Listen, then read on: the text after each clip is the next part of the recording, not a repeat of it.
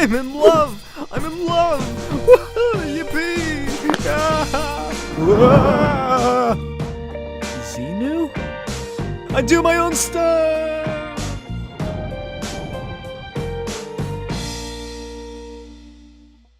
Welcome, everyone, to the fourth inaugural episode of the Cruising Altitude podcast. Was that right? Was that fourth? Okay, so Endless Love. Endless Love, Taps, The Outsiders, yeah. This. Welcome, everyone, to the fourth inaugural episode of the Cruising Altitude podcast, the only podcast focusing entirely on Thomas Cruise Mapother the Fourth. Mm-hmm. I don't know. I still don't know how to pronounce his last name. Cruise? As per usual, I am Blake, or you may know me as Smokey's Videos, depending on how you're listening to this, and my co-host, Saul. Yeah, that's me. So, that's the introduction section, and now we get into the famous section, which is Tom Cruise for fun facts. And oh boy, are these fun, I think. I can't really remember, even though I wrote them the other day. Fact number 1. Tom Cruise has appeared in 5 consecutive movies that grossed over $1 million. Yeah. Because he's a good actor. Mm-hmm. Those movies are A Few Good Men, The Firm, Interview with the Vampire, Mission Impossible, and Jerry Maguire. These all sound like porn names. A Few Good Men, The Firm. Mm-hmm. Yeah. Jerry Maguire. Oh my god. That's the one where he's screaming in his office like, I love black people! I can't wait to get to that one. Fun fact number 2, he starred in 4 different films in 1983. That was a busy year. Yeah, it was. First of all, it's the current film that we're talking about today, Losing It, and then Risky Business, The Outsiders, and All the Right Moves. You know, the song is actually pretty catchy. I was gonna say that. I love the song. That was like my favorite part of this movie. Yeah, the intro. Yeah. And the credits. Oh, yeah. They played that song in the credits. Tom Cruise owns and operates a World War II P-51 Mustang, which is like a fighter plane. That's neat. Yeah. Fun fact. That's why it's on here. Mm-hmm. And the final fun fact, which is my favorite, due to his many, many visits to Japan in 2000... Oh, wait, hold on. Let me try that again. I read that as like one complete sentence without stopping. Due to his many, many visits to Japan, in 2006, Japan declared October 10th Tom Cruise Day. Wow. Mm-hmm. What an honor. I know, he has his own day. We're going to have to celebrate that when October comes around. We're going to have to get like little party hats shaped like teeth. Oh, jeez. And that's it for the cruising fun Tom Cruise 4 facts. We're so good at this. Let's move on to Losing It facts, of which there are not a lot. Oh. There was just so little information I could find on this film. Yeah, I thought it was going to be based on a book like the other movies, but I don't think it is. Yeah, no, it's actually the first Tom Cruise film that isn't based on a novel. And I think I wrote that somewhere in here. So thanks for stealing that, Saul. Damn it. We need this content. So, Losing It fun facts. Here is the tagline. Or no, actually, this is the synopsis. Tell me how true this is. 4 rowdy teenage guys travel to Tijuana, Mexico. Pretty true. Tijuana. How do you say it? Well, in Spanish, Tijuana? Tijuana. Tijuana? Mm-hmm. Tijuana? Close enough. Yeah. They don't know what we look like. They travel to Tijuana, Mexico, for a night of partying when they are joined by a heartbroken housewife who is seeking a quick divorce. It's pretty true so far. Yeah, that's it. It was directed by Curtis Hanson, who later went on to direct L.A. Confidential. Have you seen that? No, but I've heard of it. Oh, okay. Have you? Mm-mm. I know that was fairly big, I believe, in the 90s, when it definitely came out. And 8 Mile. I've heard of that. The Eminem movie. Oh. which is pretty good. It's like a semi-autobiographical like story about Eminem growing up. And when growing up, he's like a 25-year-old in the film. Oh wait, yeah. It has I think I've seen that. Anthony Mackie he plays Falcon in the Marvel films. This film stars Jackie Earle Haley, who people may recognize as Rorschach from The Watchmen. And of course, everyone's favorite iteration of Freddy Krueger, Freddy Krueger in Nightmare on Elm Street, the remake. Did you ever see that? Yeah, I'm pretty sure I did. What'd you think? I liked it. I liked that he was like a creepy, like, gross burn victim who molested children. It definitely, like, for the tone they went for, it works. Because the other movies, they're so cheesy. Oh, God, especially, like, the first one, the cheese is very low. It's kind of there, but after that, oh, boy. They just, like, roll with it. Yeah. Have you seen Freddy vs. Jason? Yeah. Oh my God. My favorite line in that film is when Freddy sees the black girl and he goes, "Oh boy, I love dark meat." Yeah. What shitty movies. Anyway, it stars Jackie Earle Haley, John Stockwell, John P Navin Jr. or Navin, whatever, Shelly Long, Henry Darrow, and Tom Cruise. It would have been pretty weird if he wasn't on this list. The tagline is "The last word about the first time." Losing it, Wow, losing it. I just got the name of the movie. You just now got it? The song wasn't enough? No. Oh boy, this is a pretty sad fact. It had a $7 million budget. Guess For what? Hey, you gotta make That little bag of fireworks, that's it? Yeah. You know how much those fireworks cost? They actually had to go down to Tijuana, Mexico, They're like and buy 10 them. pesos. Hey, this was in the 80s. It was like 12 pesos. Guess how much they got in the box office? 700,000. Yeah, you're close. Oh. $1,246,141. Someone got fired. Someone never works for Hollywood. Yeah, and it again. wasn't Kurt Hansen. Good lord, they lost like $6 million on this fucking movie. Was Tom Cruise like starting to get like a name for himself at that point? Because maybe they're like, oh, he'll sell the movie. We don't even have to do anything. Maybe. I don't know what the top billing of it is.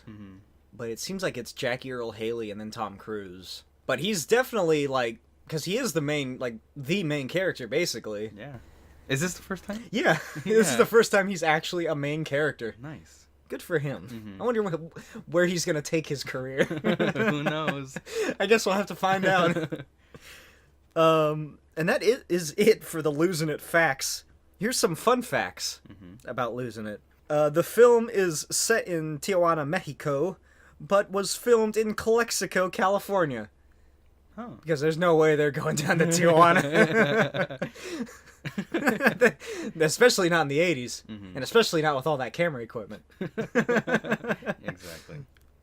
Tom Cruise, John Stockwell, and Rick Rossovich all star in 1986's Top Gun. That's cool. Yeah, so I can't wait to see them later. John P Navin Jr., who played Wendell, the little brother. Yeah. He was the first person to walk through the doors of Cheers in its first episode. You know what Cheers is? It's that show about the bar. Yeah. Sometimes you want to go where everybody knows your name. I've never seen it. Boom, boom, boom, boom. And they're always... It's glad you came. Is that the Dorito dust like clogging? Yeah. It's all over my paper and my fingers. It's sticking to everything. That's why you gotta keep napkins like some right like, wet naps and lotion. A little candle. You gotta set the mood somehow when you're eating Doritos. This was also the film debut of, let me know if you heard of this gentleman before, Cale Brown. Mm-mm. He played Larry in this film. Larry? Which one's Larry? I don't fucking know.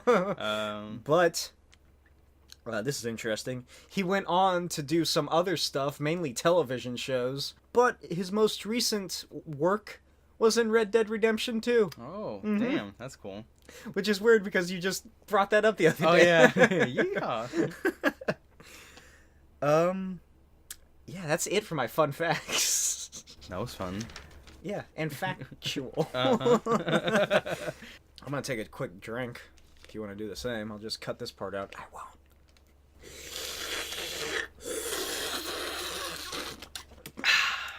I almost choked myself.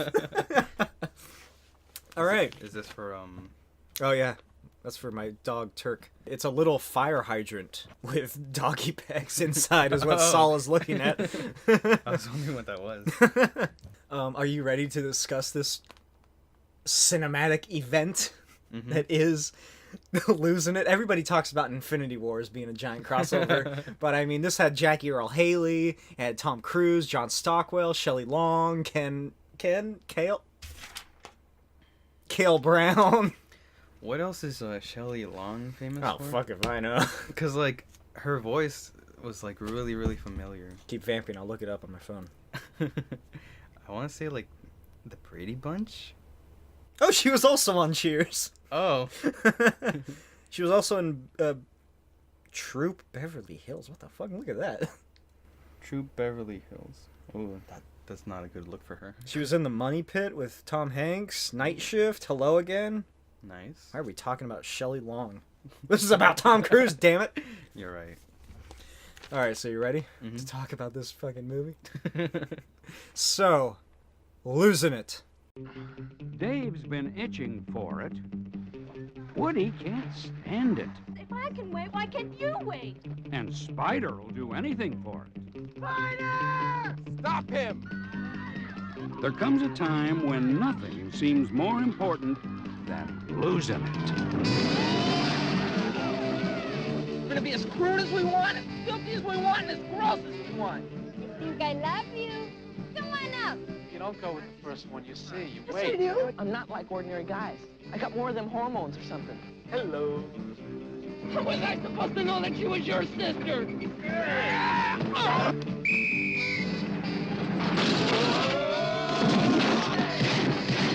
Will you settle down? I'll be right back. I can hardly wait. Some of them mutants you've been hiding from Big Dave.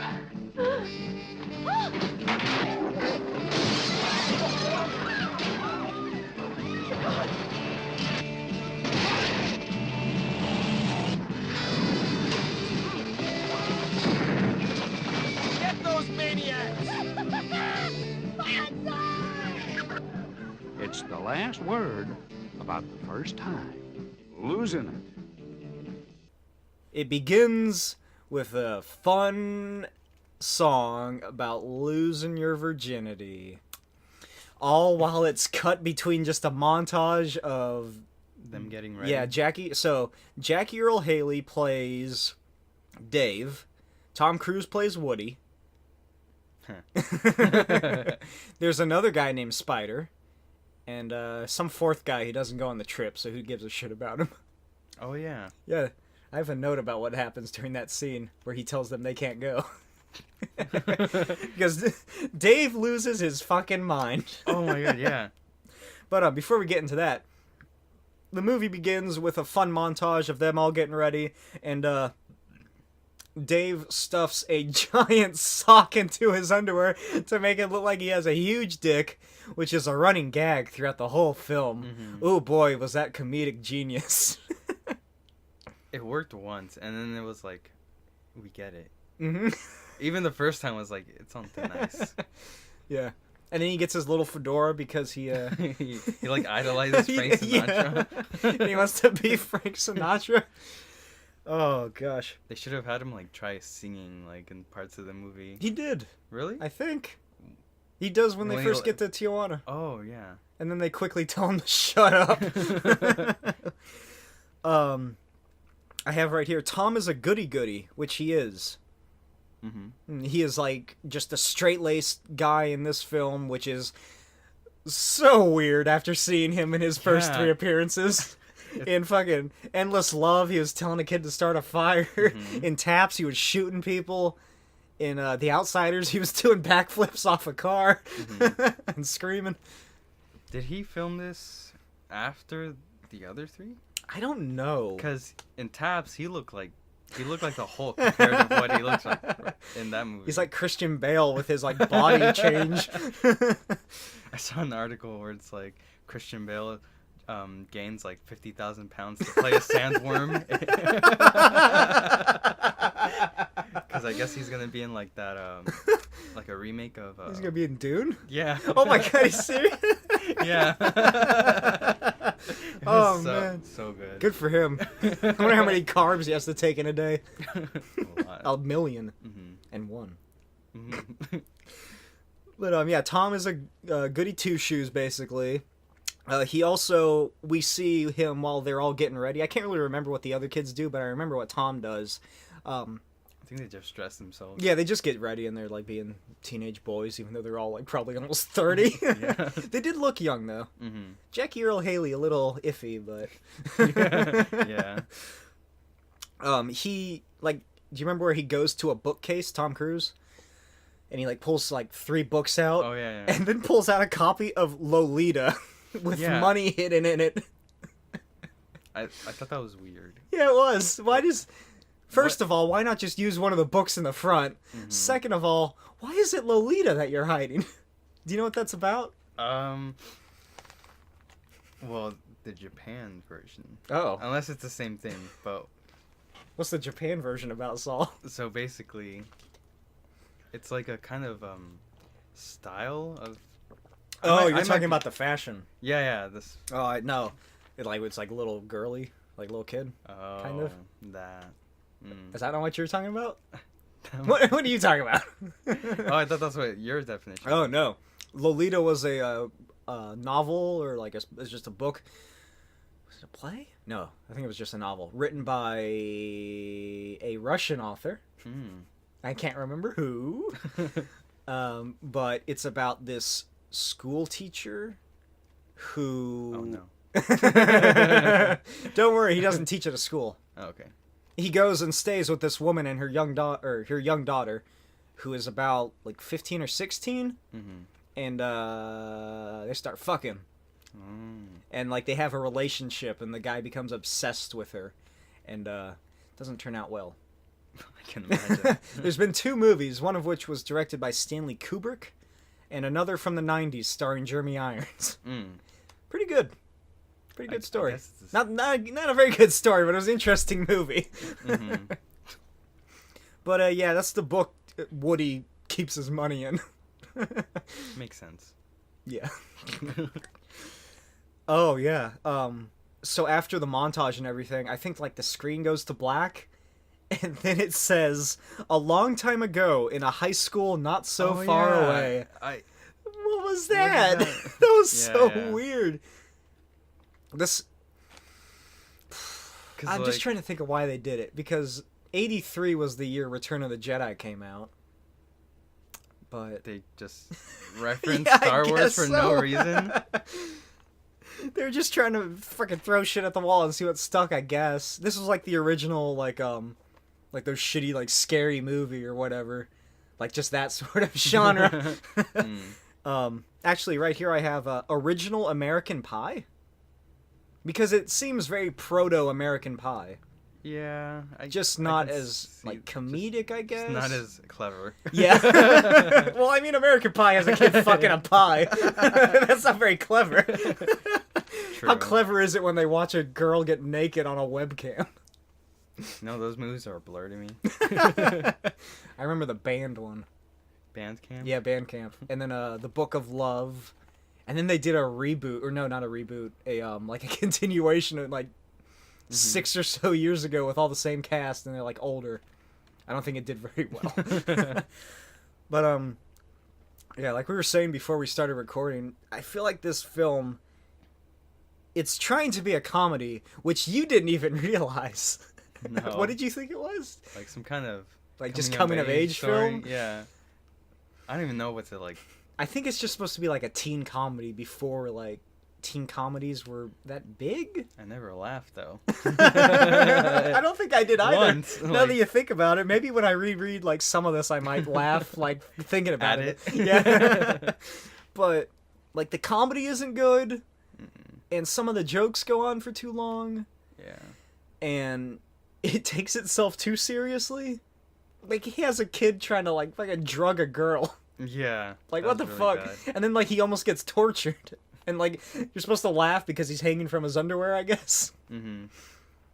Or didn't you laugh when Dave climaxed and he screamed? Remember that? Oh yeah.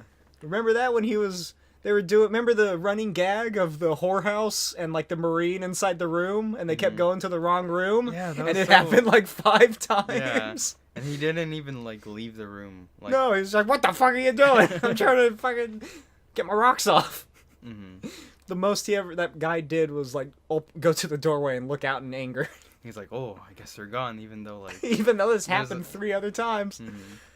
Mm-hmm. It's just not a very good movie. Mm-mm. Let's see. So, yeah, they go to the high school, and it's Jackie Earle Haley and Tom Cruise. They meet up with their 4th friend. Mario. Mario, that's it. Their 4th friend, Mario. And, excuse me. He tells them that he can't go because he, like, told his parents about it. And they're like, no fucking way, you're going to Tijuana. What an idiot. Yeah. Also, is this, like, during the weekend? Or, like, I feel like... I thought it was gonna be like summer vacation. That's their plan to do. Mm-hmm. But I mean, they were still like. Like, they just went down there for the night. Yeah. Like, this could have been, like, a Tuesday. And they just go down there Tuesday night. They must be like. They must live really close to the border if they were able to Oh, like, yeah. do that all in one day. I thought Yeah, it was that's gonna true. be like a road trip kind of movie, you know, where they like decide. How far is Tijuana from the border? Do you know? Not very far. Isn't it a border town? Is it? Oh, yeah, I guess so. Yeah, I don't know where they are. Maybe they're in Calexico. But, yeah, he's a fucking idiot. And then Dave loses his shit Yeah. because this guy can't come. Sorry. In both ways. Both ways of the word. He won't come. Because doesn't Mario, doesn't he have the money for the trip or something? Yeah. Like, why don't just bring the money to school and give it to him? Like, don't be a selfish dick, Mario. These guys are trying to get their dick wet, and you're being a cockblock. That ain't the bro code, yo. Mm-hmm. Am I hip? Yeah, but that's like, I think that's the first sign that you see that Dave's like Not a all there. dick. Yeah. You know, in all of these movies so far, there's been like one character that's just like Oh my god, you're right. a blight on everything else, ruins everything. Endless Love, it was David. Taps, it was Tom Cruise's character. I forgot his name. Will you? No, I don't remember. I thought it started with an R. I don't know. Reginald. Yeah, let's go with that. Reggie. Yeah, Outsiders, it was Yeah. fucking what's his name? Dallas. And in this it's Dave. Mm-hmm. The main character who we see so often. But yeah, he freaks out and he's like, "What the fuck? You can't do that!" Wee! And he starts kicking the shit out of a waste bin, and like the kids are just staring at him. He's just kicking it. There he And goes again. scream, yeah, it's fucking. That's God, his I wish trash someone can. would invent ADHD medication already. Why do we have to live in the 50s? Mm-hmm. And then he screams after he gets done with his tantrum. We have a plan, and a plan's a plan, and we're sticking to the plan. Yeah. He is just, what is wrong with him? He's a sex addict, too. Like, he admits that himself. He's like David Duchovny. He knew before he even had sex. Oh, and then there's the Lorraine or something, like the girl he wants, or he like has a crush on. Yeah, it's like never brought up afterwards. Oh no, it is. It's brought up after the school because he's talking about using Spanish fly on her. Oh, that girl. But nothing comes of it. No. Oh, who are you thinking of? I thought you meant. I thought Lorraine was the girl that Woody likes. Oh, the high school girl. Yeah, because that's like not. Yeah, that also doesn't come up. Okay, so Dave has a crush on Lorraine or something with an L, and she turns down all of his advances. Rightfully so. Yeah, rightfully so. She's smart. And then That's why she's not in the movie. yeah, She's like, she was studying. And then Woody, is it his girlfriend? It's hard to when tell. When he's asked, he says no. Oh. Because even though he tries to act like a goody two shoes, he still wants. He wants get that. The swirl he wants that Poontang. Yeah. He wants to go Pound Town, which is Tijuana. I don't know if you know this, Saul, but Tijuana actually translates roughly to Pound Town. I see. Yeah. But yeah, it just after or sometime when they're still at the high school, it just cuts to Woody talking to this girl who he may or may not be in a relationship with, and she's like, "I thought we were gonna wait," and he's like, oh well, and he like shrugs his shoulders, and then she like storms off, and that's the last we ever see of her. And then I think Spider or Dave or someone sees her, and she's like, "Damn, what a bitch." But yeah. Not much happens at the school except for the water balloon condom. Oh, yeah. Because they're like, I guess they're looking at the condoms they all have. And Spider... Playing with them. Yeah, they're just playing around with condoms. They're like making little balloon animals and shit. That would have been common. Yeah. It's like... It's a penis.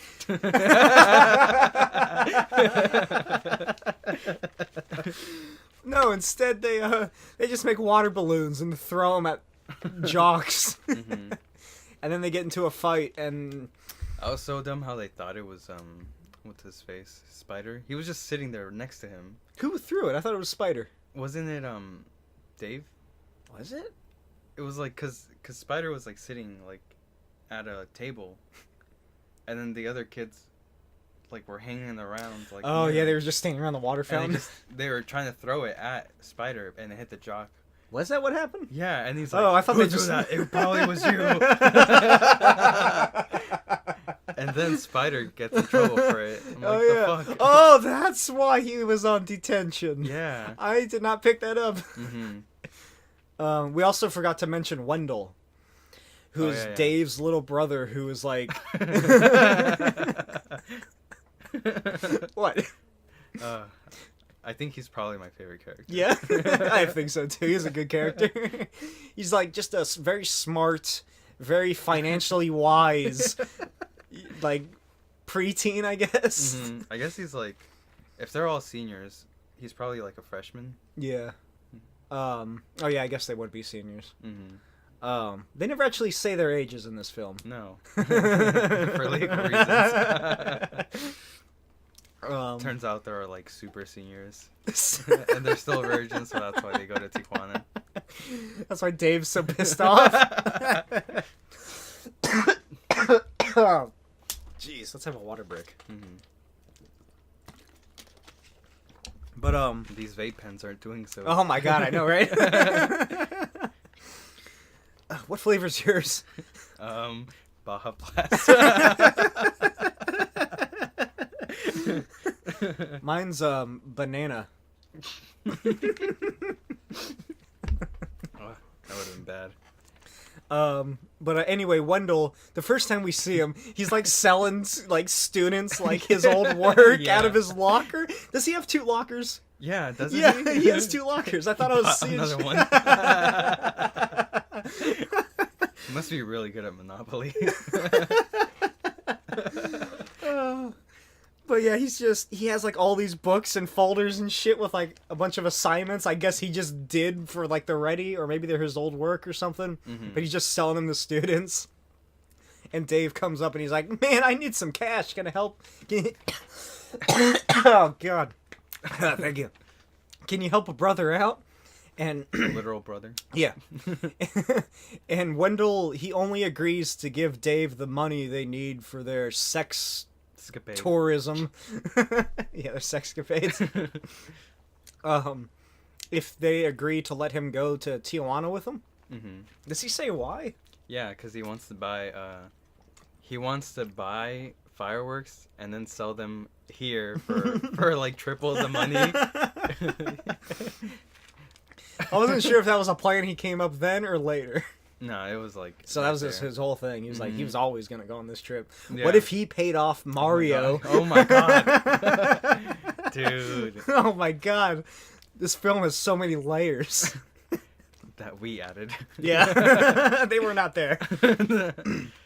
We see some man-ass, which continues the trend in a Tom Cruise film. Yeah, yeah. Let's see. So anyway, Spider, he's on detention. He has to pick up trash in a football field. From who? Where's the man-ass? I would have remembered Oh, it. the man-ass. It's when they're taking a shower. When Woody's friend is like telling him to have sex for him or something. Oh, right. I think I just didn't remember. It's not like, bare man-ass. They're all like toothpicks, so. Yeah. Maybe it's because they were still wearing underwear. Because they're supposed to be in high school. Yeah, that's true. Oh my gosh. So anyway, later after school, Spider is out in the football field picking up trash for his detention. And then they pull up alongside the fence in Dave's like cherry red convertible. Nice car. Yeah, it is a nice car. Mm-hmm. And they all like, Spider, come on, let's go! And Spider sees him and he just starts fucking booking it. And the football coach is like, get 'em, boys! And all the football players chase after him. Was he cheered on when he was running to his freedom? Yeah, like first he starts like nonchalantly walking, like, fuck this place, I'm just gonna go. And then when the coach is like, hey, what are you doing? Get 'em, boys! And they start chasing him and he starts running and then everyone like at the... All the people were just watching this practice? Yeah. Which I couldn't tell if they were cheering or yelling at him. I think they were cheering for him because like when he like gets over the fence, one of those girls like says something to him. I think she compliments him. I thought they were like, where the fuck do you think you're going? Because doesn't one of them yell, we're going to Tijuana? Oh yeah. Who the fuck knows? I'm not gonna rewatch it to find out. No. So they're on their road trip. It's sort of Hangover-esque, I guess. At least the driving scenes. Yeah, they both like, drive. It's like the Hangover in that there's each Driving. have scenes of them driving. And then they pull up to this like this gas station, quickie mart, I guess, convenience store. And they all shoplift while a couple's marriage falls apart. I like how you worded that.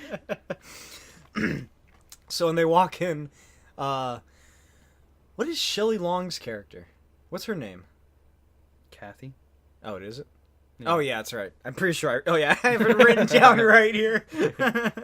So, Kathy and her husband, whoever, they're arguing about something when... Eddie? Is it Eddie? I think so. It's not really important. Who cares? He shows up like twice. Yeah. They're arguing while Tom, or Woody, Dave, and Spider all walk in, and Wendell's out like watching the car. Mm-hmm. And they steal a lot of stuff. Yeah. They go ham, as the kids of today would say, on that convenience store. They stole a lot. I think Spider's plan was to like take something without paying for it, but then he like realizes the couple like goes out like outside, so it's like, okay, well. You'd think that they steal like more beers or something, but they're just like stealing snacks. candy. Well, I guess, why would you pay for it in Tijuana when you could just get it at this convenience store for free by stealing it? Exactly. It's the 50s. They don't have security cameras. All they got's a little bell on the door. But, and then, Woody leaves some cash on the counter before they leave. Did you see that? Yeah. Because he's a good guy. Mm-hmm. Good guy. when they get outside, they all like just run to the car, like try not to have the food like fall out of their coats. And they spot Kathy, who almost hits the gang in their car and crashes her van into the facade of the store. She almost ended the movie right then and there. If only. Maybe there's like a DVD with an alternate ending. Alternate ending, like not even a half hour into the film. With the new Devil May Cry game, I don't know if you ever played them, but the newest one, there's like a secret ending. Cause have you played Dark Souls? I know of it. Oh, okay. Well, in Dark Souls games, there's usually like the first boss you face, but it's like almost impossible. Yeah. Because it's like just super strong. Like you're supposed to lose to it. Yeah. And in the Devil May Cry game that came out, spoilers, if anyone cares, in this podcast, if you the first guy you face is the final boss, and you're supposed to lose to him. But if you like somehow like just beat him? if you miraculously like take the time to beat him, the game just ends right there. You get a nice ending that's like, and they lived happily ever after, which I thought was pretty great. There's something similar to that, and I think Far Cry 4. It's like you kill that crazy guy. Yeah, so like there's some dictator of like a Mongolian country or something, and like you go and visit him because he knew your mom or whatever, and maybe he's your dad. I like how you worded that. He knows your mom. But he like invites you to dinner, and he gets up to leave, and you can either get up and go to the window and find out what the ruckus is about downstairs, or you can just sit there. And if you sit there long enough, he comes back and you'd enjoy dinner, and then you leave. And that's the end. That's good. But yeah, she almost hits the gang and crashes her van, and then she hops in the car with them and like sits on Woody's lap. And she's like, "Let's get out of here," and then they speed off. She sat on Woody. Let's see. Oh, Dave. I have here. Dave wants to bang a. Oh, okay. Dave wants to bang a woman having a nervous breakdown. Yeah. Because he's like, "You think I can get with this crazy chick we just picked up?" I mean, if we... She's with us. She has to stay with us while we're driving. Because of the implication. And then Woody's like, "What the fuck is wrong with you? She's clearly having a nervous breakdown, Dave. Jesus." And he's like, "And? What's your point?" Yeah, what's your point? As soon as I get some Spanish fly. Which is a running gag, I guess you could say, in this film. I need to get another water. Oh my gosh. It's the AIDS. Yeah, the Spanish fly and Dave's quest for it is just a running gag. You ever had Spanish fly, Saul? Once in Vegas. Oh, Vegas. Yeah, it was imported. like Mexican Cokes. What? You know Coca-Cola? Yeah. From Mexico. People sell it here. Oh, in like the little glass bottles? Yeah, because apparently they're sweeter, or because they use cane sugar instead of that processed disgusting shit. Corn syrup. Yeah, we fat, disgusting Americans just slobbered down. Disgusting. Let's see. Oh yeah, here's Dave talking about Spanish fly and how much he wants it. And then they reach the border. And they get through very easily because there's no one there. Yeah, they're like, nobody cares what you bring into Mexico. Yeah. Which is kind of true. Yeah, it is. But yeah, that's the actual line. It's like, nobody cares what you bring into Mexico. It's only what you bring out. As long as it's like not STDs or something, I don't think they care about that. And then Kathy immediately leaves them once they cross the border to go get a divorce because she's like, "Look, a divorce clinic." Yeah, that was really, really convenient. Yeah, well, he knows his market. Oh, that's true. Ladies looking for a divorce just like go to Tijuana. Hey, apparently so. There's enough people enough doing that demand to for have. it. Yeah, there's enough demand that he owns a building right next to the border with the words "divorce" on it. Smart guy. Yeah, he is. There's a lot of dough. And then Dave is like, "Ow, damn! I lost my chance at having sex with this woman." Mm-hmm. And then they're followed by a federale. And yeah, the cop he finds them because he knows the city better than them. He finds them at a garage that I guess Dave just knows about. Yeah. They don't really talk about that, because they just sort of roll up to this I garage. thought they were just like trying to hide anywhere. Yeah, but then Dave like gets out and he's like, "Hey you, can you refurbish my seats with some red leather? Don't put any horse shit in it." Yeah, that was a dumb running joke. It doesn't make sense. You mean like all the running jokes? Yeah, because you would smell it, right? Yeah, you probably sit on it too. it wouldn't feel right. How many fucking times do you think that comes up? The horse shit in the chairs. I'm gonna say 6. Once, twice, 3 times. I want to say like at least 5, at the very least. Oh boy, these. This movie really just beats you over the head with their jokes until you love them. But yeah, the cop pulls up in front of him and he just likes their car. You're just too concussed to notice that they're not funny. He's laughing at anything. Like us. Oh my god, they got us. We're gonna have to go up to the ER pretty soon. Or just go across the border. Mm-hmm. It's cheaper there. Yeah. But yeah, the cop is like, "Hey, SA, I like your car." Pretty much. Is he not? Is that not how he sounds? A little less LA. A little more Tijuana. Oh, can you please be my guest? No, sorry, I don't speak Spanish. I thought it was gonna be like a cop that's a dick, but he wants to help or like Yeah. teach them.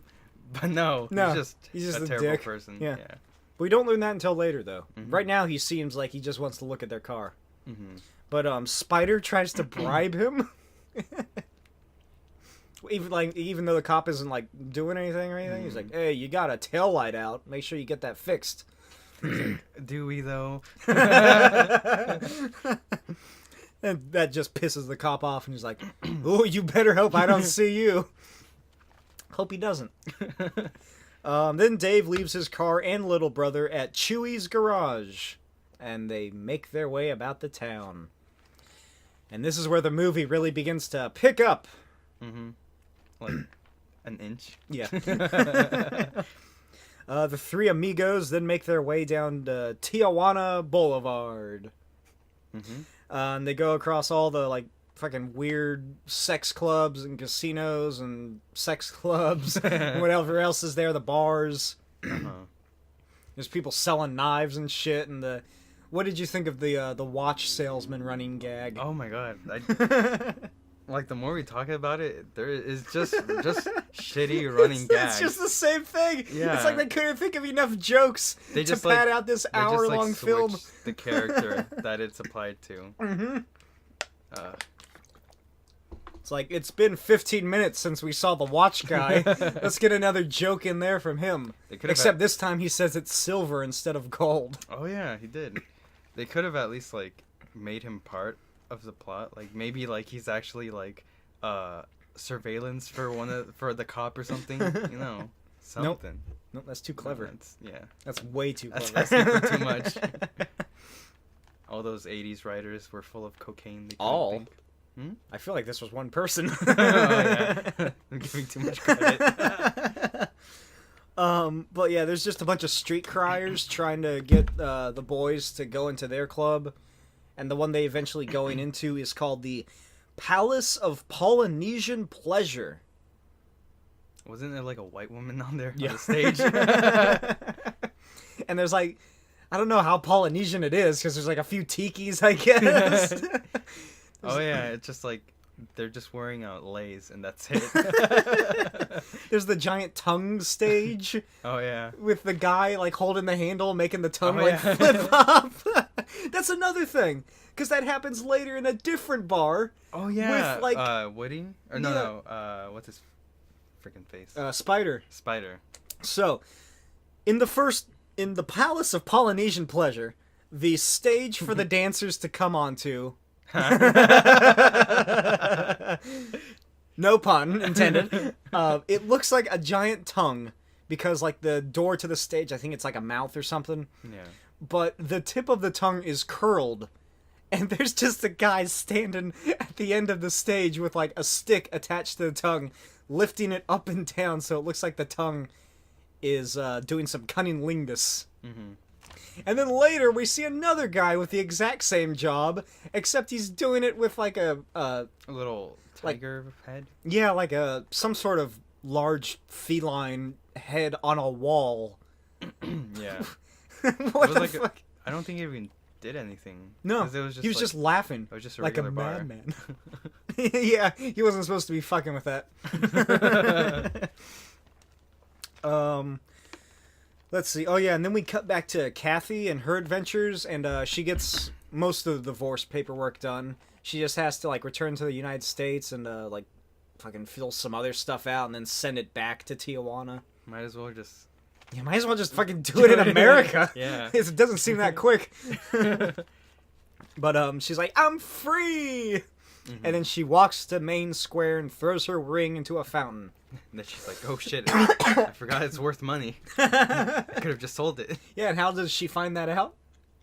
Oh, the dudes like start like... Yeah.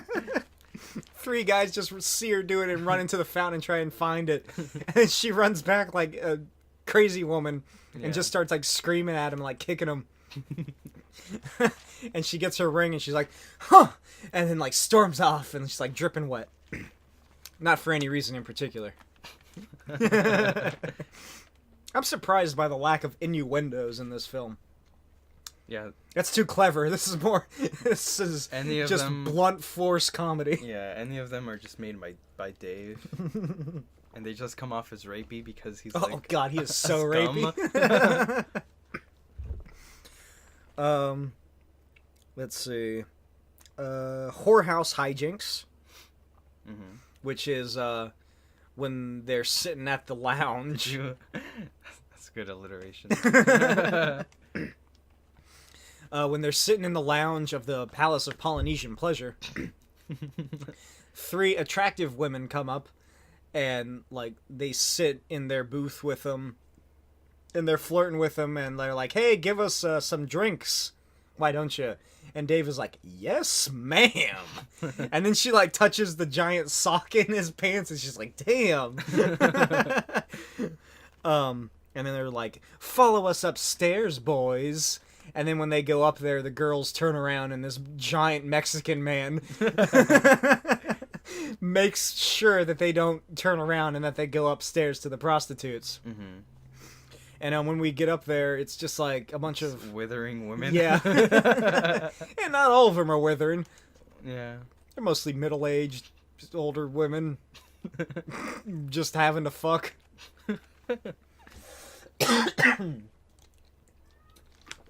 Close this door.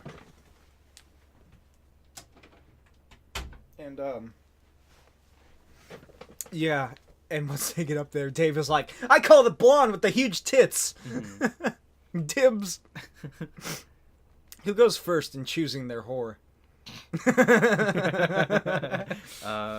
Woody, right? Is it?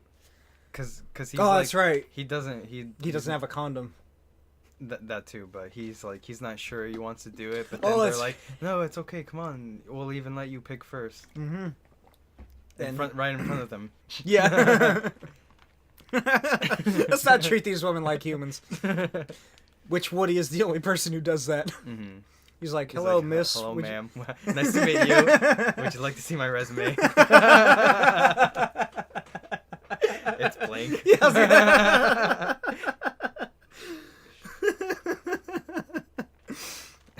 She looks at it.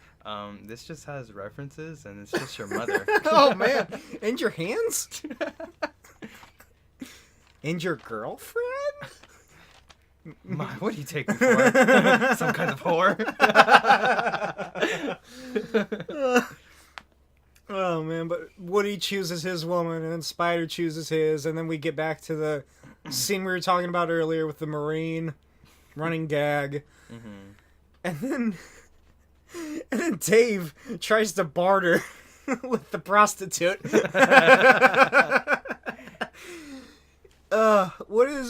What's he saying? He's like, how much is she trying to charge? Like $10? $10. Which, how much is that? In 40 years 1950s ago? money? Yeah. I don't fucking know. Wait, is it the 50s? Yeah. Oh, I thought it was the 80s. Because, you know. No. Oh. Have you not seen how they dress? I didn't notice the difference from Outsiders. The Outsiders also takes place in the 50s. Oh, well, that makes sense now. Let's see. I think the next month's film takes place in the 80s. Hmm. So we're moving up in time. Nice. But Dave is like, $10, that's way too much. I'll do it for $5. And then he's like, you wouldn't say no to Frank Sinatra if he came in here, would you? And she's like, you are not Frank Sinatra. And then what does he do? Does he like show him the sock? And she's like, she goes up. yeah. She's like 15. And he's like, fine. Oh man, I forgot about this. Do you remember the intercuts between them like going to their rooms and having sex and the piano playing? Oh yeah, that vulgar man. Yeah. So while they're doing this, the film cuts to the downstairs lounge, and there's just, I don't know what his job title is. I guess announcer. Yeah. / hype man for the dancers. He starts playing piano. It's not bad, but oh boy, he has some not very good innuendos. I wrote down my favorite. Mm-hmm. I think this is probably one of my favorite scenes of the film. Knock knock. Who's there? Eisenhower. Eisenhower who? Eisenhower late for the gangbang. Oh yeah. And he's like do do do do do do do do. And that lady just like dancing next to him. Mm-hmm. He has another one about like your mother or something. Yeah. How she's late to the gangbang. Everybody's late to the gangbang. He's sure not a very good songwriter. Mm-mm. But yeah, that was an interesting little character, wasn't it? Did they name him? No. Probably not. I didn't look at the credits. As soon as the movie was over, I was like, done. Like, yeah, close this tab. Because, because, I mean, stop this DVD. Turn the Laserdisc off. Take it out. And here we learn the surprising truth that Woody is a virgin.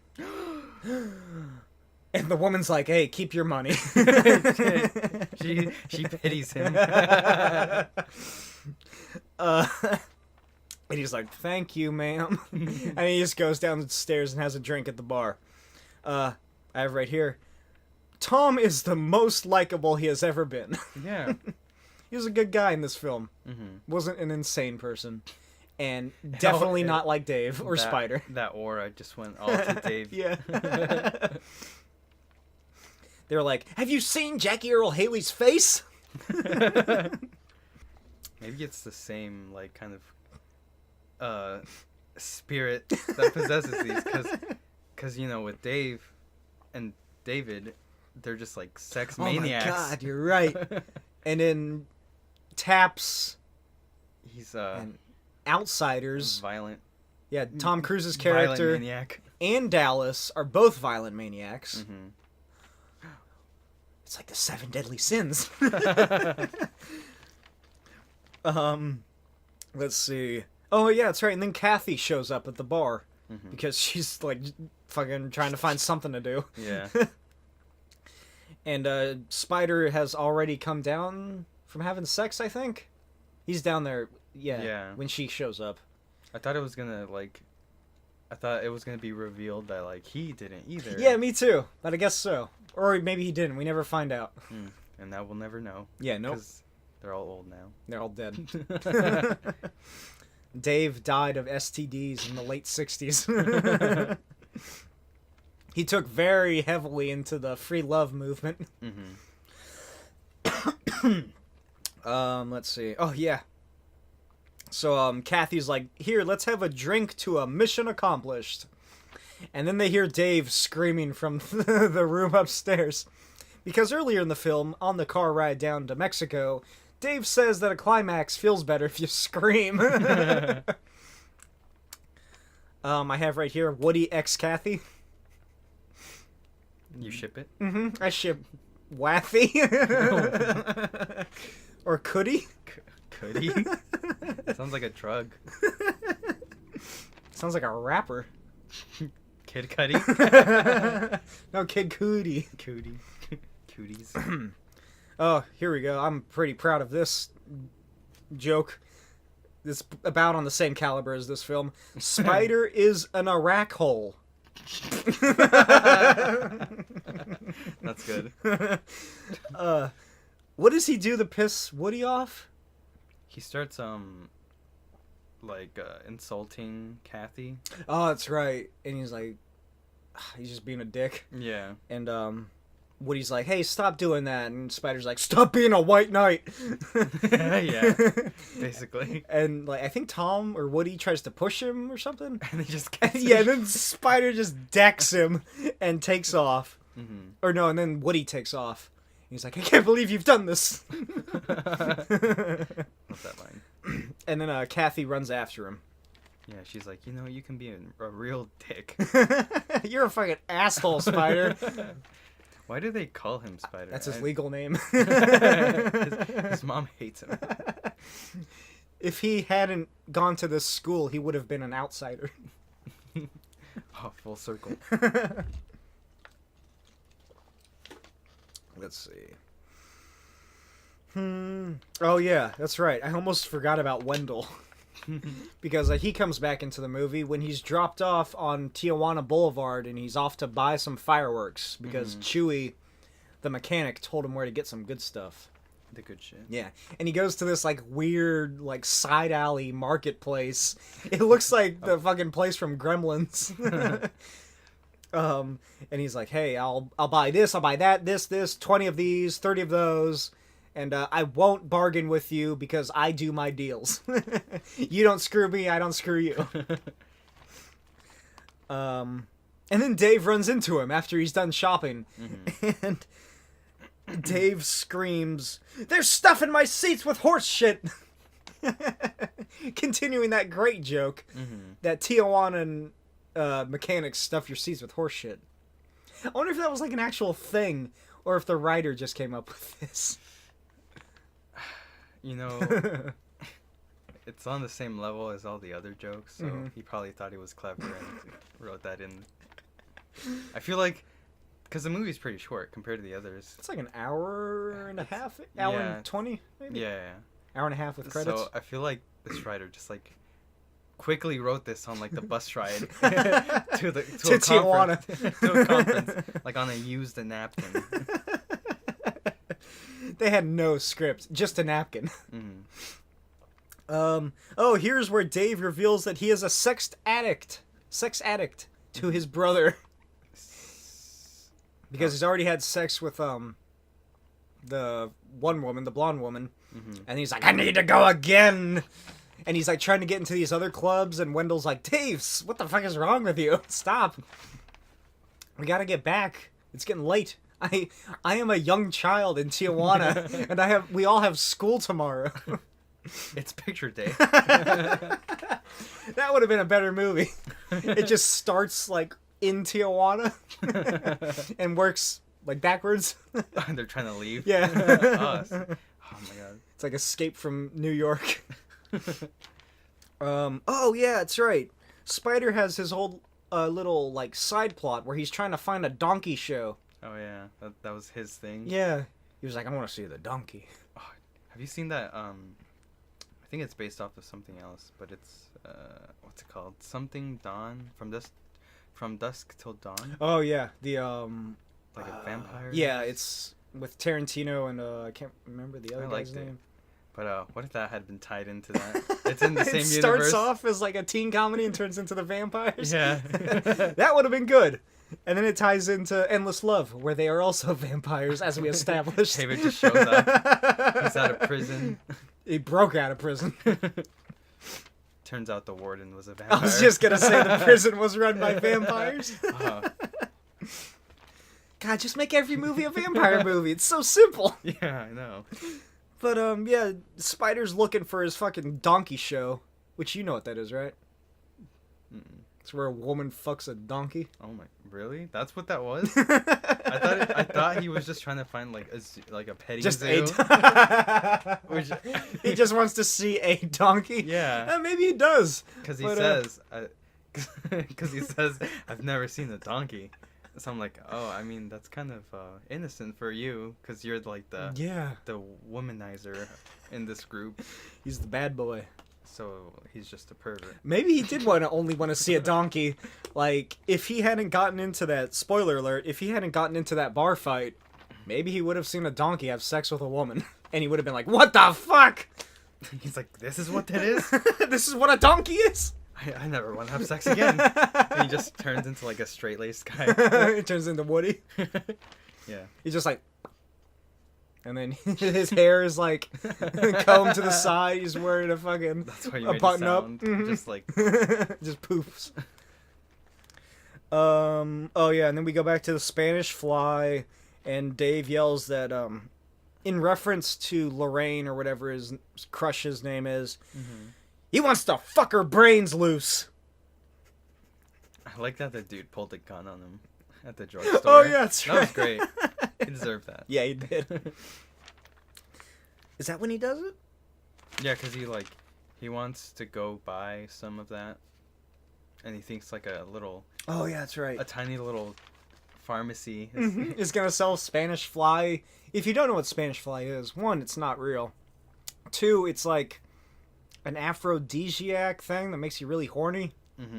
I guess. Which I don't think any of those do it on such a level. No, especially not what he's talking about. Yeah. It's like the freaking love potion from Harry Potter. That's what Dave wants. I thought you were going to say the love potion from Shrek. Both good references. Both better films. Much better. And I hate Harry Potter. Let's see. To compare this movie to Shrek, especially Shrek 2. Oh, it's doing Shrek 2 a disservice. It's like comparing shit to a god. Yeah. But, yeah, Dave takes his little brother Wendell somewhere in Tijuana to a pharmacy, and he goes inside and, you want to tell him what he does? Tell the lovely audience Dave's stand-up routine about Spanish Fly. So he tries to ask the dude if he has any, but the guy doesn't speak he doesn't speak Spanish? He doesn't speak English. So Dave tries to play charades, which involves a lot of obscene gestures. In speaking English slowly. Yeah. So it's kind of like charades by Quagmire. And the dude doesn't like that, so he pulls a fucking shotgun on him. Tells him to get out. And which he does. He freaks the fuck out and runs outside and gets Wendell, and they go off into the night. And this is where Kathy and Woody are doing chasers and listening to Richie Valens by the beach somewhere. Or are they by... Where are they? I think they're on a little hill looking down at a party. Oh, is that what it was? I thought it looked like a beach side with all those rocks, but maybe not. Can, I don't think there's a beach by Tijuana. No. The lovely beachside Tijuana. But yeah, and then she asks, or no, she asks him or he asks her? He asks her. He asks her if she wants to dance. And she's like, you know what? I'm tipsy. I just broke up with my husband. Sure. How old are you again? You won't say? Yeah, and then they talk during their slow dance, and Tom is like, hey, if you were my age, would you take me? He called her old. Which is fair. Yeah, she is. Yeah. Especially right now. Oh, yeah. She's probably not as old as those prostitutes. They're dead. They were dead long before this movie. They were dead in that scene. I want to know what that woman did. Like, okay, so the sock, it's all this buildup, and then, Yeah. like, we don't see what happens. Like, I assume that he had, like, a tiny dick or something, and, like, the prostitute would have been, like, laughing at him Yeah. when he, like, takes his pants off and the sock falls out. I guess not, because we don't see it. He turned off the lights. He kept the sock. He put a condom on the sock. He wrapped the sock around him and then put the condom on. It's like a prosthetic. It's like a strap-on for your hard-on. Mm-hmm. Anyway, back to our favorite storyline of the Spanish Fly saga.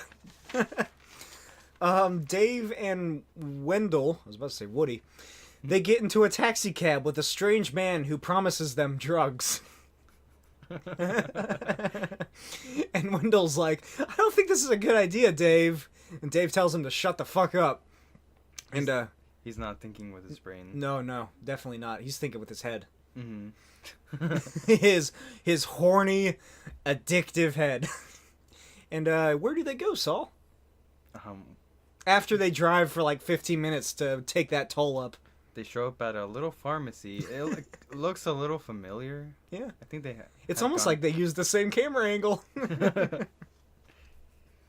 So they just made a big ass circle back to the pharmacy. Only now they have someone to talk to the pharmacist. Yeah, because the pharmacist, he's not going to sell any fucking Spanish Fly to no gringos. Mm-hmm. But luckily, our friend, the taxi driver, who's smoking a joint, as Dave is telling him about the dangers of marijuana, oblivious to the fact that he's smoking a joint, he's like, don't worry, I know the guy behind the counter. I can hook you guys up. That'll be extra, like though. $5. Yeah, that's going to be extra. And so he goes in, and then like he almost immediately comes back out with like 6 little pills in his hand. And he's like, here you go. Be discreet about this. Don't tell nobody. That's going to be $15.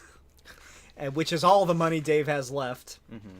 And then they're like, I think we'll walk back because it's only like a block away. But you drove like 20 minutes out of the way. You know, for him being the most like excited about this trip, you think he would have like saved more money beforehand. Well, fuck that. Why would he do that when Mario has all the money? Mm-hmm. Poor Mario. Yeah, poor Actually, no, he got off pretty good. Like, Yeah. he wasn't involved in any of this. No. He could have gotten an STD. He could have gotten arrested. He could have gotten killed. Set on fire. In one of those like tire things where they put you inside. Mm-hmm. Could have got decapitated. Put his head on a tortoise. Or I'm sorry, Tortuga. And then we have we go back to Woody and Kathy, and they kiss. Yeah. Anyway, Spider finds a back alley sex hovel, and this is where the man with the large cat mounted head plays with the mouth, and like the donkey show is about to happen. Mm-hmm. And what do they do? Spider, he just walks up to the bar. And he just like asks the bar. Yeah, he asks for like a tequila or something, and then like what happens? A Marine bumps into him. Yeah, he turns around and he bumps. Isn't he watching the donkey? Yeah. He's like, there it is. It's real. I can't wait to see its giant dick. I just realized that like when the donkey's walking, there's a woman like next to him. So now you're probably right. Yeah, but the Marine gets pissed off, and then a giant bar fight ensues. I just realized it would have been like hilarious if it's the same woman that Dave was with.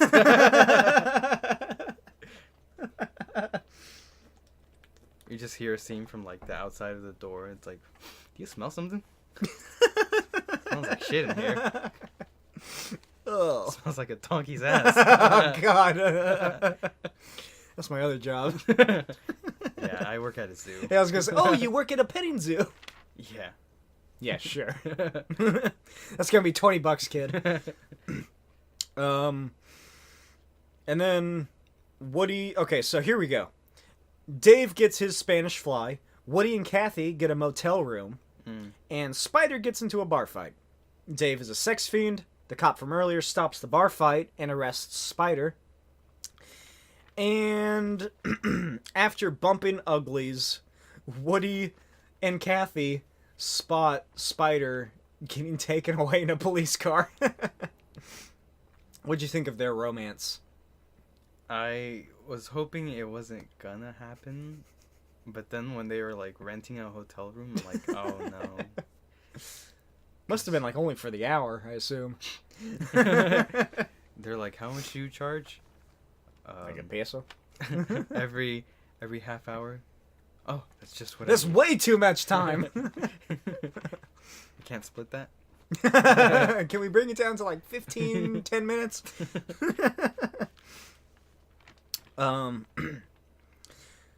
You want to tell the lovely audience what Dave does after he gets his Spanish fly? Do you remember what Dave does after he gets his Spanish fly? There's nothing in between, like... It's just like the lemonade girl, right? Mm-hmm. Oh, okay. So he sees He finds this... a quinceañera. Yeah. She looks pretty young. Mm-hmm. And he sees this girl he finds attractive, and he walks up to her. And I don't know, he just basically asks her out. And when he she respectfully declines this weird person. Yeah. And he does not like that. So while she's not looking, he slips one of those pills into her drink, and he's like, well, I'm just gonna be right over there for a while, and in 30 minutes around there, if you feel anything, let me know. Let old Daddy Dave know. Yeah, so I guess they just sit there for about 30 or so minutes until this bitchin' car rocks up, and these four, I guess they're teenagers. I couldn't tell what age they were supposed to be. Late teens, maybe early 20s. They all get out, and Dave and Wendell go over, and Dave is looking at their car.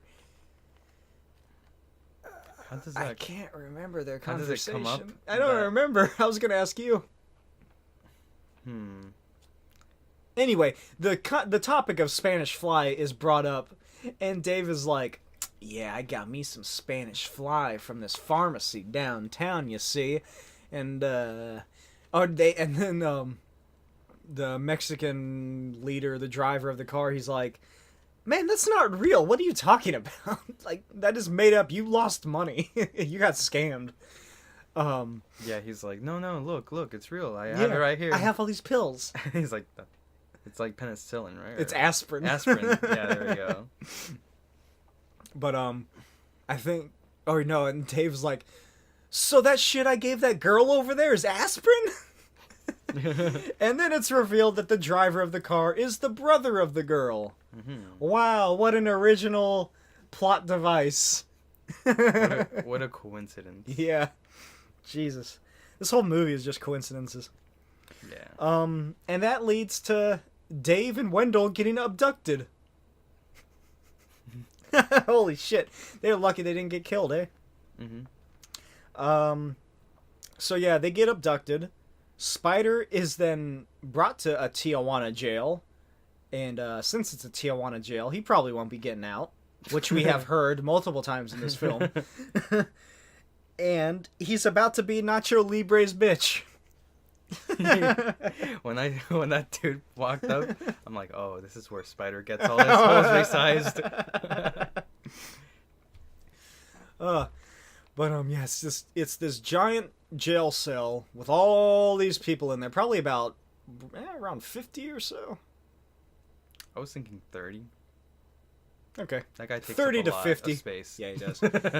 And it's the king of this jail cell is this giant dude who vaguely resembles Nacho Libre. so I will refer to him as thus for the remainder of this episode. Nacho Libre kicks his ass and then gives him a blanket. I was gonna say Tiger. Spider's like a shit fighter. He just kept going for tackles the whole time. Yeah, he did. He kept going for his legs. It's like, dude, that guy weighs like triple your weight. You're not knocking him down.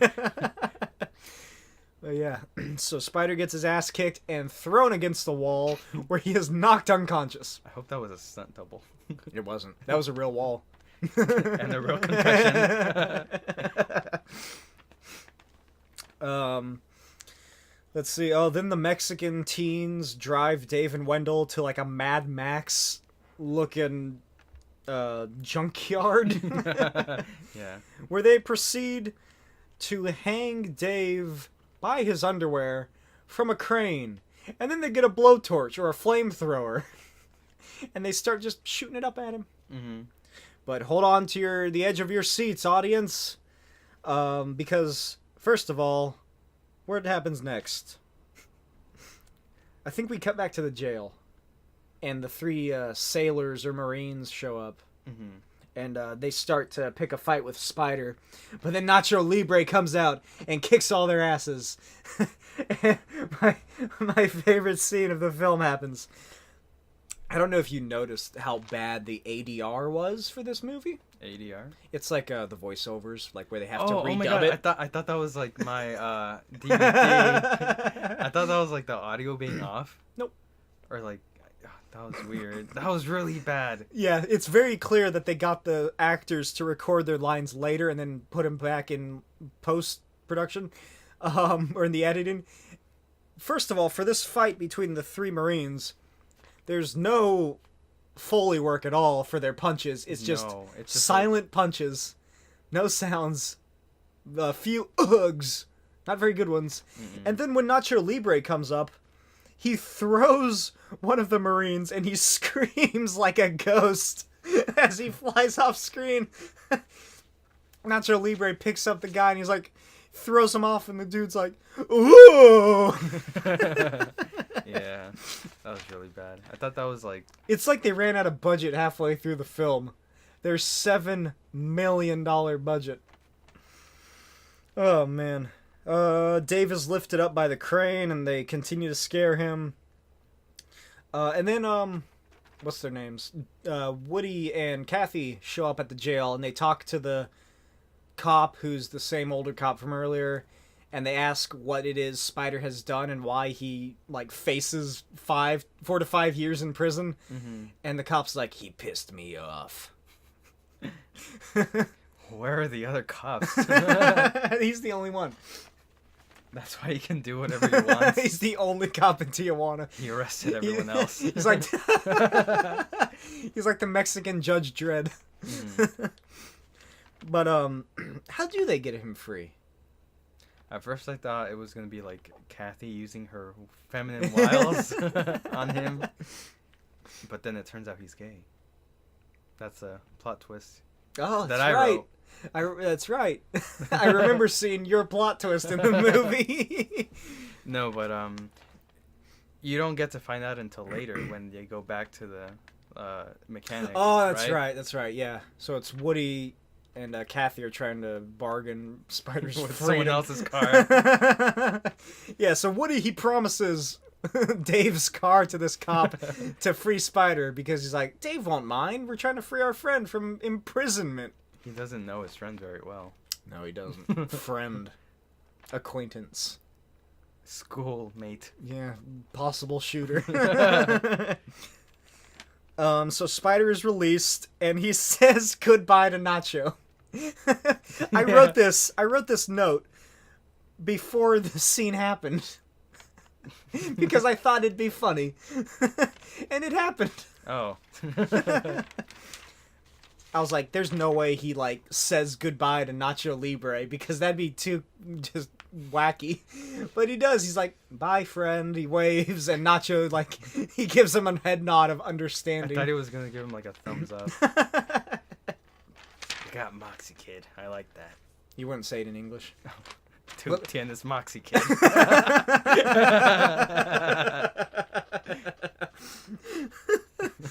Oh God. I wonder what he was in there for. Rape. Oh. He had them eyes. Oh God. Oh yeah, back at the junkyard. Fucking Dave is getting. No,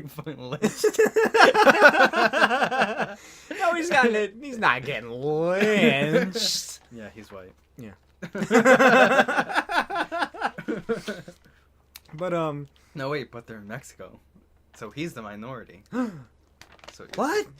How can a non-white person be in the minority? That makes no sense.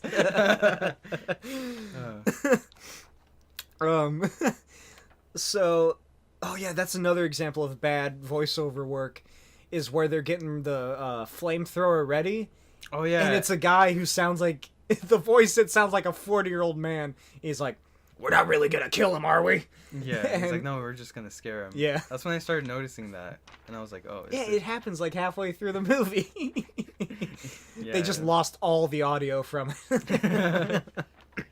Oh, that's why the budget was so high. They lost Oh a lot my- of shit, so they asked for more money. Originally they went down to Tijuana, and they lost everything, so they had to go back up to Calexico. They forgot to lock their equipment and other trailers. But Wendell, while nobody is looking, he steals the Mexican teen's car, drives away, which causes I them. thought he was just gonna abandon him. He should have. He should have. He should have kept going. All the way just back home. Then when his parents ask, he's just like, he's fucking dead. He dragged me into Mexico. Yeah, he made me go to Mexico. He was going to all these sex clubs. He tried to drug a girl. It's better he's gone. The world is a better place now. Oh God.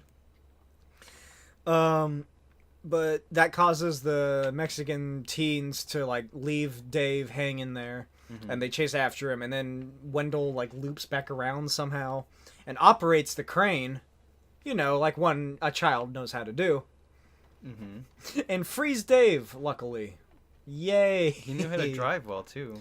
Yeah, he did. Somehow he reached the pedal. He was sitting on the edge of his seat, like the audience for this film. Oh, during that scene, there was a very clear, stunt double driving in one of the shots. And it was clearly, this, adult man with the same shirt. He was 3 feet taller. Like a 6-foot balding man. And the weird thing was he was black. It's okay, it's a nighttime scene. Yeah. He's just silhouetted. Yeah, I have right here. Dave learns no lesson because as he is freed and the teenager guys are chasing after their stolen car, Oh, yeah, he calls them pussies. he calls them pussies. He's like, "Fuck you!" As if he wasn't just begging for his life, soiling himself. I was gonna say he definitely shit and pissed himself. Maybe tamed. Yeah, definitely. He's like, "Oh my God, I got a thrill out of this." He's like, I really am a maniac. Maybe I should go to therapy. No, the whores are cheaper. The whores are my therapy.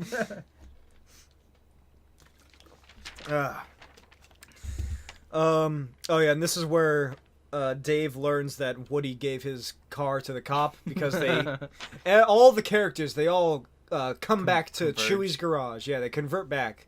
It's like a Seinfeld episode where everything comes back. It's their hub. The car's the save point. It's like what is it, Resident Evil, where you have to save at a typewriter? Yeah. Or at Dead Rising, where you have to save in the fucking bathroom stalls. What a shitty save point. Boo. So then they talk to the cop, and Dave is like, "Fuck no, I'm not giving him my car." I was thinking that they were gonna give him the car, and then they were gonna steal the that other one. the one that they already did steal. The Mexican I thought they were gonna kids. offer that car. Yeah, Because that too. Dave talked like well about it, like as if it was another like really valuable car. So I'm like, just offer him Yeah, he's that like, one. oh, that's a Model 1A or whatever. What's your engine block? You got any taillights on this bad boy? It's got windshield wipers. Then the cop tries to arrest Dave and Woody. And do you remember what they do? They kill him. Close. Spider goes behind the cop and gets on his hands and knees. That was such a like generic like takedown. Yeah. So he does the classic get on your hands and knees beside someone while the person in front of that someone pushes them back over you. Instead of so just, they fall to the ground. Sticking your leg out Yeah, or like bit. punching him in the ear. Or grabbing his gun. Because you were behind him, so... Yeah. Pull your gun on. Why not? Because they cuff him to a table. Yeah. Which he later easily breaks apart. That dude's strong. Yeah. Or that was a shitty table. Both? Yeah, both. It was Mexico. They are very strong. Oh yeah, and then Wendell, he grabs Chewy's cigarette and lights the fireworks and tosses him in the cop car, and then they all speed away. Oh, and then the Mexican teens, they drive up in like a tow truck or something, and they take their car back. And then it's an epic chase scene for the border. Yeah. With and then the fucking 3 soldiers, they also got out of the jail. And while so let's see, it's in front of this chase is the gang in their car, in Dave's car, and then it's the Mexican teens, and then it's the cop who left the fireworks in his car as he was driving instead of trying to get him out, and then it's the 3 Marines from earlier who immediately crashed through a billboard. Yes.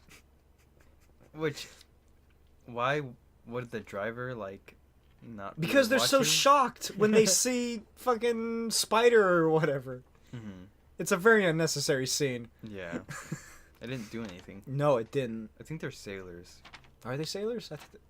Because they're wearing, like, those white Were they? uniforms. Like, the guy that picked them up. Oh, I guess, whatever. Same difference, am I right? Oh yeah, and then Kathy sees Larry going into like some... Where's he? Is he going into a whorehouse? I thought he was. Or is he going into the divorce place? What if they both went there? He's like, wow, usually it takes a lot longer, but since you're here, done. I just had your wife in here this morning. Oh, how convenient. And then Wendell, he has kept 1 firework. He's not getting his money back. I just realized that. No. God. See, They really fucked Wendell over. Yeah. See how nice he is? Yeah. He has 1 firework, which he shoots at the teenager's car. And Kills them. Yeah, it does. He kills them. I definitely thought it did, because it fucking gets launched in like their grill or their engine or something, and it explodes the fucking car. They're dead. Let's just say they're dead. He played too much bully. He was the bully. But they've gotten rid of the sailors, kind of, I guess. They didn't really do anything. It was more their fault. They got rid of the teens. All that's left is the cop, who still is after them in hot pursuit, because he's the only police officer in Tijuana. And as they get to the border, there is a massive line of traffic. Which is like 3 cars. Yeah. But at the rate they're going, oh boy, that cop's gonna get him quick. So Spider gets out of the car and runs up to like one of the U.S. Customs agents. He's like, that car over there, there's definitely not something illegal in there. I'm not with them. I am not. I don't know them. You know that car I just got out of? Never seen it before in my life. And he gets back on it. Which immediately makes the U.S. Custom agents like pull the car over for inspection. And the federale shows up and he's like, he gets out of his car and he smirks at him. He's like, those damn kids. And then Wendell, I think he like waves at him or something. Yeah.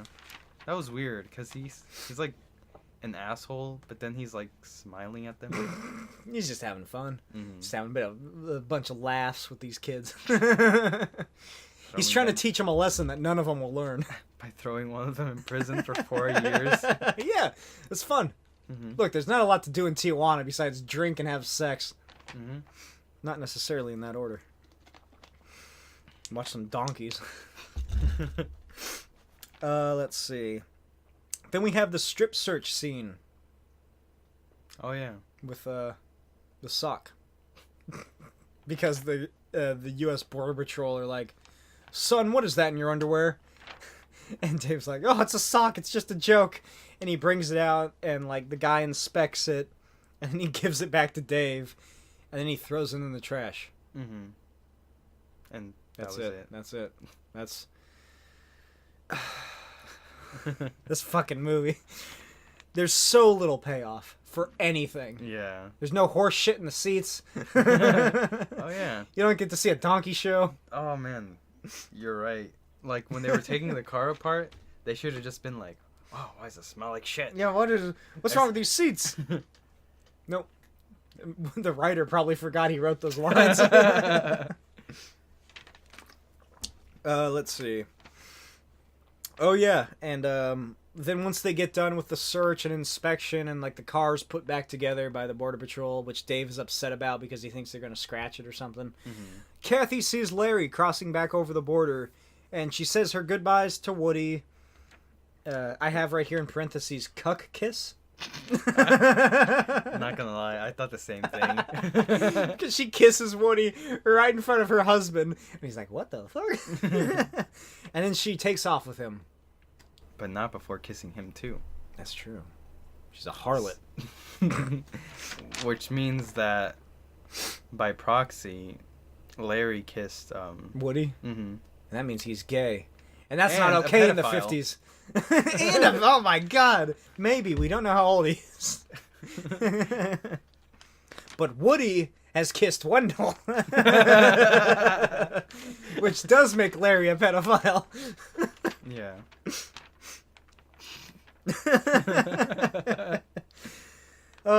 And then the gang, they all drive home, and they're like driving up this alongside. They drive alongside the ocean, don't they? Or at least the cliffside. I don't know if the audience can hear my cat eating food, but they might. Look at her. We're just watching my cat. This is good for a podcast. But yeah, I think you're right. Which Maybe they live in... I don't know where the fuck they live. Who knows? It took them weeks to go back. That's why they didn't have any money. They just spent it all on gas. Oh man, they had to fucking siphon gas along the way.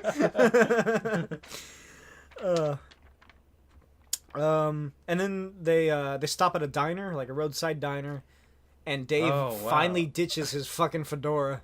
He throws it in the trash. Fucking tool. Character process. Character change. See, that's his arc. He takes off He his learns hat. nothing and takes off his hat. No consequence for his actions. Nope. He just throws He gets his hat. away with everything. Scot-free. Mm-hmm. But fuck that hat. He's like, maybe I don't like Frank Sinatra anymore. That's all he learned from this. My taste in music has changed. Do you want to tell him how the movie ends? That's a good way of explaining it. Because that's what I did too. So they get to the diner and they're like looking for their table, and it just so happens that the same Navy dudes that got in a fight with Spider just so happen to be eating there at the same time, and then they notice them, and so they all like get into a big old fight. Mm-hmm. And that was the time it was so bad I liked it. So like, you know, it starts playing the song, and then Wendell goes outside and he breaks the fourth wall. Oh my god, I'm so... That was like, I didn't know how to feel about Me that. neither. Well, so, as the fight's going on, Wendell shrugs his shoulders like, huh, Okay. Boys will be boys. Yep, walks outside, looks directly at the camera, and smiles at And us. shrugs. He's like, what can I do? You know? Yeah, and then like the fucking like Looney Tunes like da-da-da-da-da, da-da-da-da-da. The end. It only works because it's Wendell. Mhm. If it had been like Kathy or like Woody, I would have been, oh, fuck off. What a fucking shitty movie. What a piece of shit. Poor Tommy. Had to endure that. As the lead. Yeah. I mean, it's not like he was a bad actor. No, but- he did good what was given to Yeah. him. So did Jackie Earle Haley. I want to meet him and ask him what he thinks of this movie. I don't want to talk about it. Get the fuck away from me. Don't tell me you're a fan of that trash. He's still wearing his fucking like Rorschach mask, like the changing ink points. Oh man. But that concludes our discussion for I'm losing it. I almost forgot the title. Lose it. I forgot how the song goes. That's the only part I know. That's catchy. So afterthoughts. The soundtrack is good.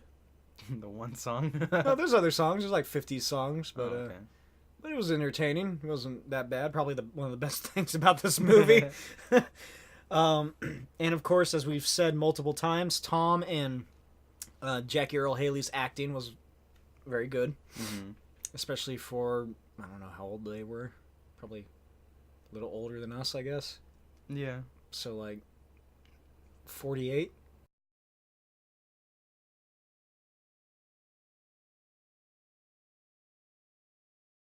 Let's see. IMDb. I forgot to read these out before we gave our score, so I'll just edit this in beforehand. Sure.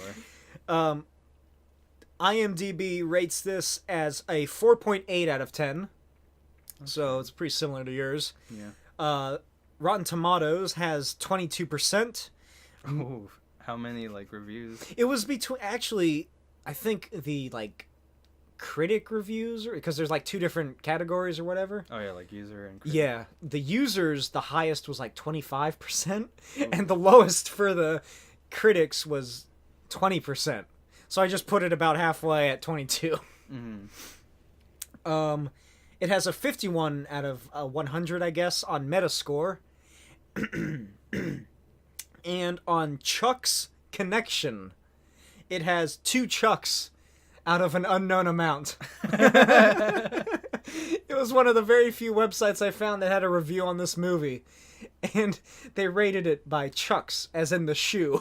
Oh, I thought it meant like chuckles. Oh, no. Like they laughed twice in that entire movie. Nope, they mean the shoe. Like a Vans or something, or a high top. So 2 Chucks out of an unknown amount. All the other kids With the pumped up Chucks. It doesn't work as well. No. Just like this movie. So here at the Cruising Altitude podcast, we have a very special rating system. It is out of 21 teeth. 21 possible teeth. What do you give this film out of 21 possible teeth, Saul? Let's see.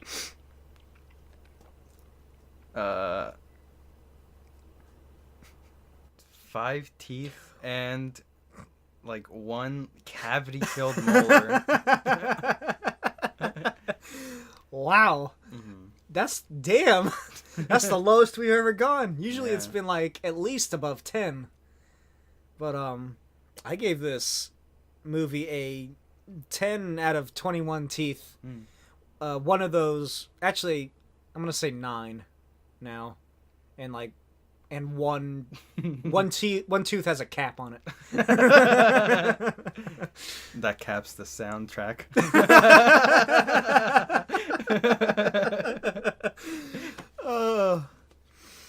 The cavity is the plot. The writing. It makes so much sense.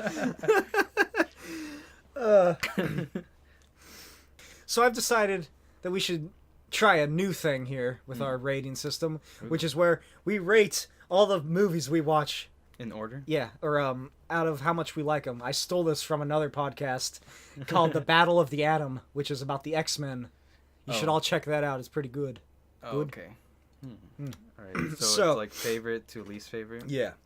So we have here Endless Love, Taps, The Outsiders, and Losing It. Ooh. There's two like clear winners for me, so it's gonna be hard. Okay.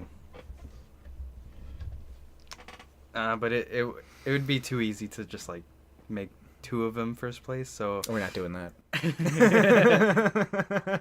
alright, I'd say first place is Taps. I agree. Yeah, just because I love how crazy Tom Cruise's character turned out to be,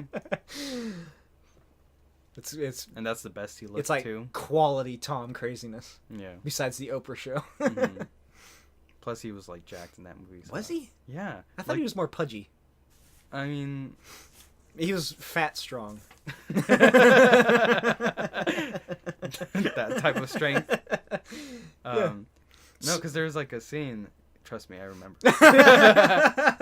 Where he's like just like angrily working out. Oh, that's right. And he's listening to like a pop song or something. He's listening to like ABBA.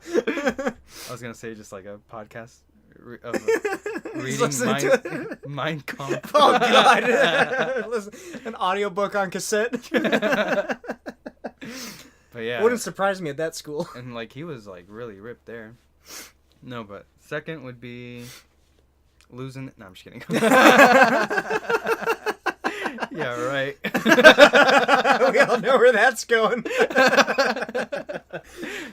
Imagine if like some coincidence the writer for this movie finds it. I fucking hope so. I hope they have a Twitter. I'm gonna tweet it at them.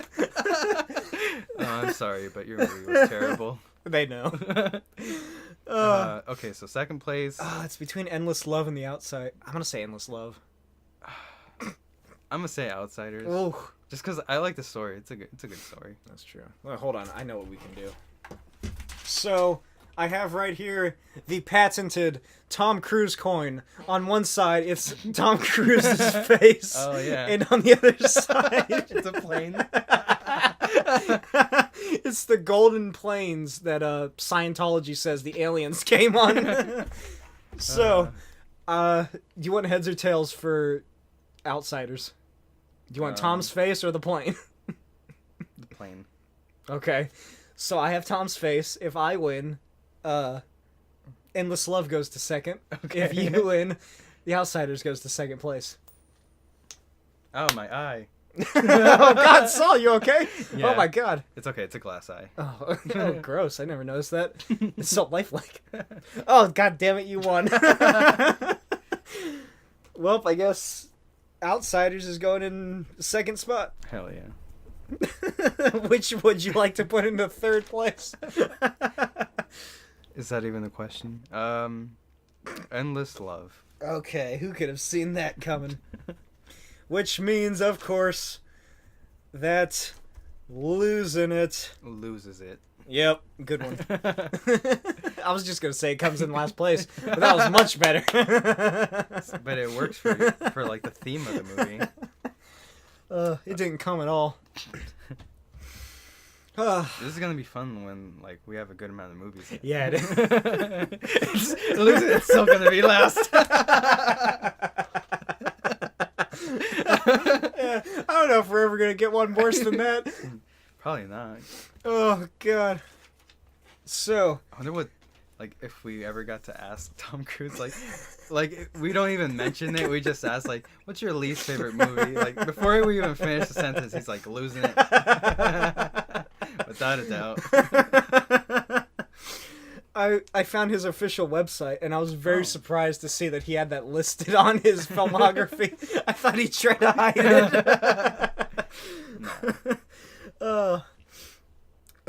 He knows he did good, so he just included it. He's like, I'm the best part of this whole movie. Oh, man. And finally, on to our second to last. Oh, no, this is our last. I don't know what to call this section of the podcast. Tom Cruise news. As it seems to always be, there isn't a lot. This isn't even about Tom Cruise. Someone that worked with Tom Cruise. It's about his daughter. Oh. So that's close enough, I guess. So recently, Tom Cruise's daughter, Isabella, revealed that she was or is a top Scientology recruiter. Huh. Good for her. Yeah. Yeah, good for her, finding a place in life. Even though if it is in an alleged cult where they keep people prisoner against their will. Allegedly. Yeah. Can't prove it. Yeah. You think that's going to hurt our standing if we ever try and get to interview Tom Cruise? We're saying allegedly, so. Yeah. We aren't revealing our true beliefs in We're taking Scientology. a neutral stance. Yeah. A very neutral stance on Scientology. It's there. Ugh, that wraps up this episode of the Cruising Altitude podcast. You can find us on YouTube, iTunes, Spotify, and PodBean. Those last 3 at the Cruising Altitude podcast. And if you're listening to this on one of those, or all 4 of them, please make sure to give it a good rating. Even if you hated it. Yeah, so it's not our fault that the movie's shit. So, you know. Yeah. Tell that to the writer if they're still alive. And make sure you follow Saul's Instagram account at diosama_art. That's DIO_SAMA_art. Post on it soon. And Got some spicy meme ooh, ideas. some spicy meme balls. Mm-hmm. And as usual, make sure you give Tom Cruise a follow at Tom Cruise. Maybe if you do follow him, let him know that we told you to do it. Yeah, they're like, hey, I found out about Tom Cruise through this podcast. And make sure you join us next month for the next 3 months. We're going to be stuck in the year 1983. Hell yeah. Yeah, high five. Oh, that was bad. Okay, so like a trick to that? Look at the elbow. Yeah. You've told me that before. No, That was even worse. Because okay, 1, 2, 3. There we go. Nice. So next month Ow. is that hurt. We did it too well. Oh god. Next month is gonna be Risky Business from 1983. That's the one where he does like the slide into the hallway with his underwear on. Oh. Yeah. I don't really know what it's about aside from that. That's all you know. Yeah. But thank you for listening if you made it this far. Better have. Yeah, you fucking better have. And as usual, cruise you later. That's the sound of a boat. Oh.